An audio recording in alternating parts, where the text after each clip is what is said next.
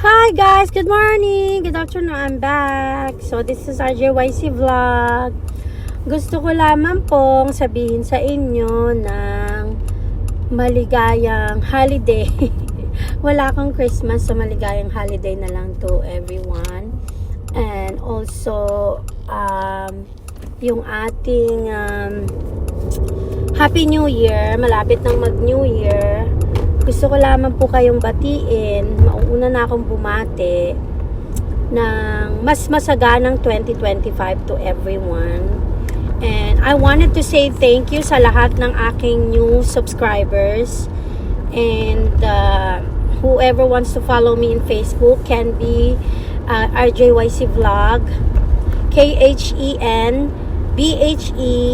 RJYC Vlog. Okay, so whoever wants to follow me, I wanted to say thank you sa lahat po ng nag-subscribe. I know you guys are not really watching me because I don't have that much views kasi bago pa lang po ako, hindi pa ako nakikita ng algorithm ni YouTube. But I've been a Duterte supporters and Filipino supporters ever since. And dahil maganda yung naging pamamalakad ng Dutertes, kaya naman po ako ay isa sa loyal supporters.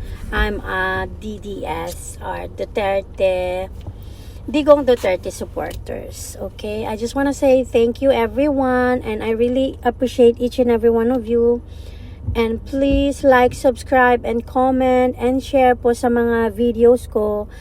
Hindi pa po ako maalam, kaya ang aking mga videos ay most of it I'm actually driving because this is the only time I can discuss politics, and because it's really hard for me to sit down in the house and do some reactions and my kids are around. It's so hard, lalo na if you have a lot of tasks, because I'm here in Vancouver, Canada, and I have a lot of work. So ito lang yung pagkakataon ko to discuss something and anything about politics and about what is going on in the Philippines, okay? But one day I'm going to learn how to do some live or videos that will help me improve what I'm doing.